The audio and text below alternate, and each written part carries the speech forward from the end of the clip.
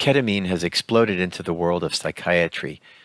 Its use has recently been recognized as a game changer in the potential to treat difficult cases of depression, anxiety, mood disorders, PTSD, and chronic pain conditions.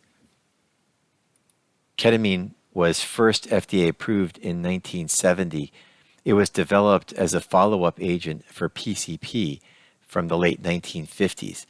It was recognized that ketamine provided a dissociative anesthetic quality to it when it was used, meaning that the person would effectively be awake but yet not able to feel any pain. In other words, their lights were on but nobody was home.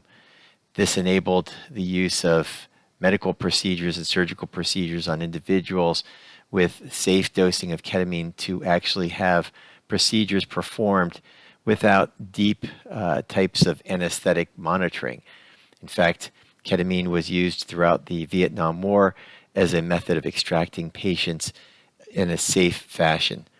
Ketamine provides a cardiovascular stability to individuals when it's used, meaning that it can be injected at high doses and yet people will be able to maintain their respirations, their oxygen saturation, and respiratory reflexes as well as blood pressure. This allows ketamine to be used out in the field without much monitoring. And in fact, in 1985, the World Health Organization placed ketamine on its essential medication list for all countries throughout the world simply because of the efficacy and safety of ketamine in terms of anesthetic use. In 2019, ketamine was FDA approved as Spravato, as a nasal spray for the treatment of depression and also suicidality. Ketamine was more recently utilized in the intravenous formulation as well as oral and intranasal formulations in a racemic mixture for mood disorders and depression. As many people are aware, there are lots of antidepressants available over the past 50 years, and many of these antidepressants have failed in terms of their ability to treat depression.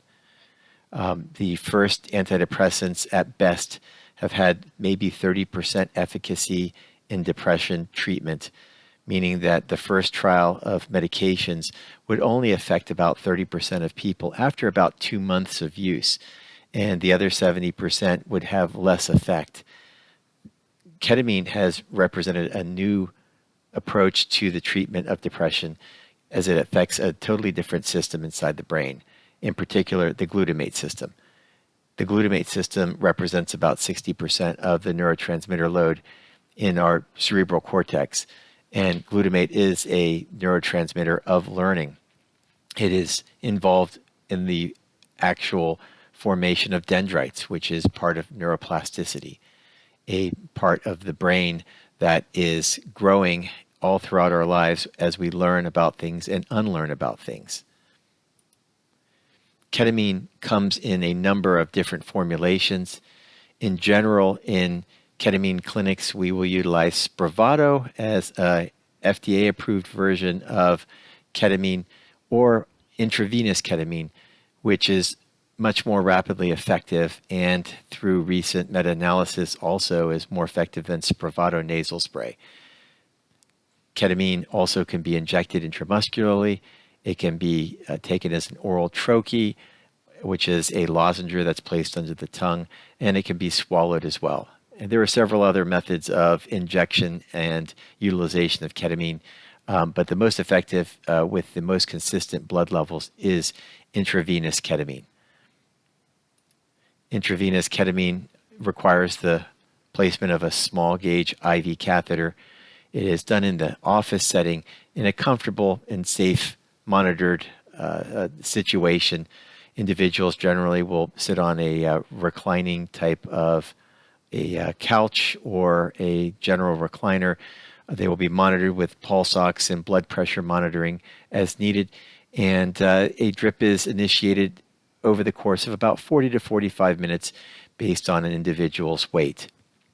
The dosing of the medication generally starts at 0.5 milligrams per kilogram based on ideal body weight, and through the sequence of infusions over the course of a few weeks, this dose will be escalated in a sequential fashion as the patient tolerates it, up to about 1 milligram per kilogram over 40 minutes.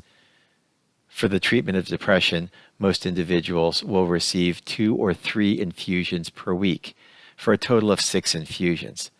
These infusions are, again, about 40 to 45 minutes in length, and the main side effect is nausea and some vomiting occasionally, as well as the trippiness, which is basically individuals will describe a situation in which they feel dissociated somewhat, or they notice enhancement of colors and sounds and textures, as well as other types of sensory abnormalities that resolve immediately at the end of an infusion. An infusion can be stopped at any point in time, and the individual will return to their normal state within minutes. However, balance can be off for a few hours, which is one of the reasons why a person can't drive to and from an infusion process. Otherwise, most people are perfectly fine to work the next day. In fact, many people will work the same day and come in and get their infusions. And the main side effect of the treatment itself is that 70% of patients will improve in terms of their depression or mood disorder over the course of those series of infusions. Usually, by about the third or fourth infusion, most patients will start to notice significant differences in the way that they feel.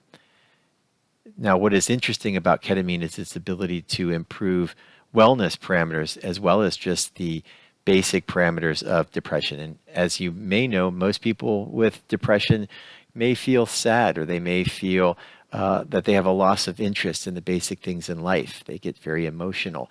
But the other side of depression includes cognitive loss and brain fog, difficulty making decisions and having insight and executive functioning, as well as problems with motivation. Individuals just don't feel rewarded from the basic things in life. They just don't feel excited about the next great adventure. And fatigue is also a significant problem. Now, the majority of traditional antidepressants don't actually treat the wellness side of depression. The depression experience includes all of these problems.